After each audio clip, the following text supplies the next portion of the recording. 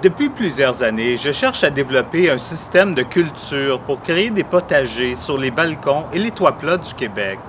J'en suis arrivé à la conclusion qu'il fallait développer un système de culture en pleine terre, dans de petits pots légers, faciles à manipuler et pouvant être enrichis avec le compost ménager d'une habitation. Le système de culture biopot est le résultat de mes réflexions. La particularité de ce système est d'offrir une très grande réserve d'eau au plant sans que ceci ne fasse pourrir les racines. Le sol mouillé est séparé du sol aéré par une plaque de ventilation qui coupe le contact entre les deux sols sur près de 95% de leur surface. Cette plaque apporte aussi de l'oxygène aux racines nourricières, permettant une croissance accrue sans pourriture. Le niveau maximal de l'eau et l'aération de la plaque sont assurés par plusieurs trous, situés de chaque côté de leur biopot.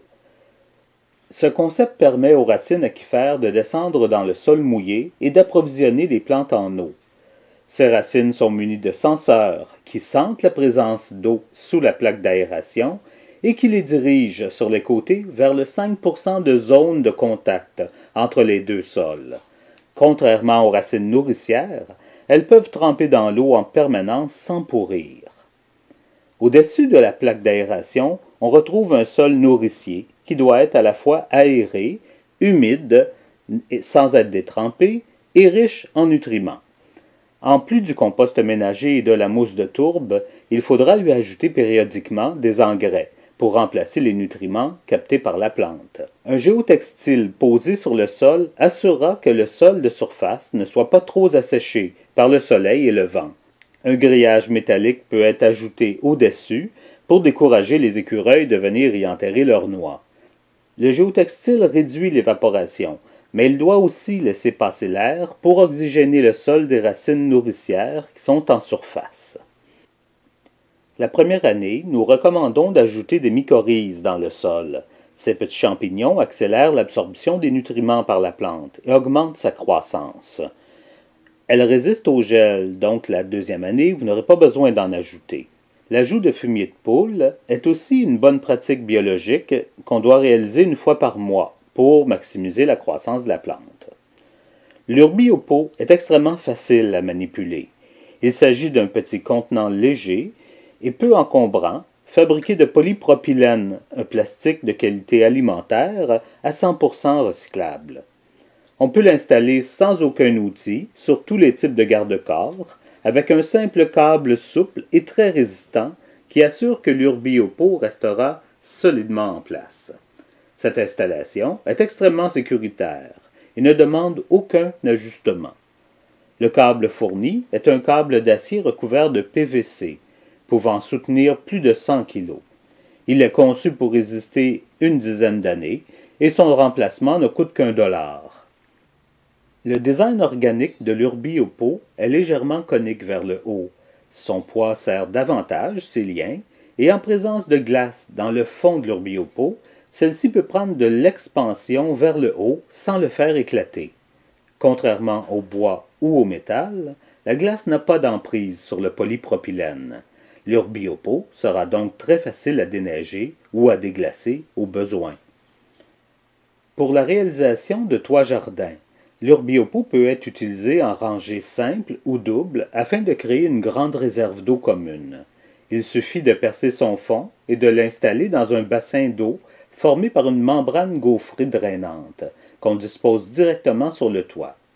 En automne, il suffit de dévisser 4 vis pour vider le bassin d'eau et éviter que le système ajoute trop de poids sur votre toit. L'urbiopo peut aussi servir à cultiver des plants vivaces sur les toits et les balcons. Les plus rustiques, comme le thym ou l'estragon, résisteront sans aucune intervention de votre part. D'autres plants moins rustiques, comme les fraises, nécessiteront une simple couverture thermique. Certains plants plus fragiles peuvent aussi résister à l'hiver en ajoutant de simples câbles chauffants sous la couverture thermique pour les protéger lors des grands froids. La membrane de drainage est conçue pour ne pas empêcher l'écoulement normal du toit et pour permettre son assèchement après la pluie. Ceci permet de ne pas réduire la durée de vie de votre toiture. L'Urbiopo est peu coûteux et facile à utiliser.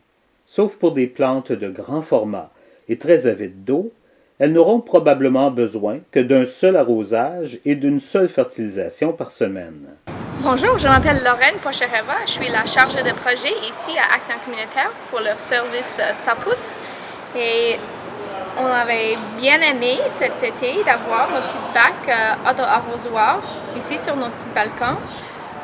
On a noté que particulièrement les fraises ont fait super bien ici. On peut voir toutes les petites jeunes qui poussent. On a des herbes fines, des petites tomates et des fraises qui ont fait très bien, qui s'est passé très bien.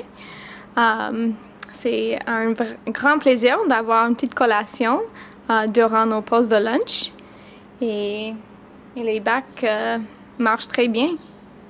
Durant l'été 2013, les Urbiopo furent utilisés individuellement et en bassin collectif pour la culture de fines herbes, de piments, de tomates, de concombres, de fraises et de diverses fleurs.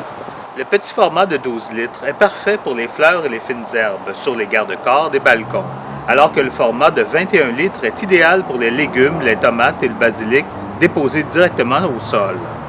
Les tests effectués ont démontré que les racines aquifères descendent véritablement sous les plaques d'aération et les racines nourricières n'ont pas souffert de pourriture malgré la présence de la réserve d'eau.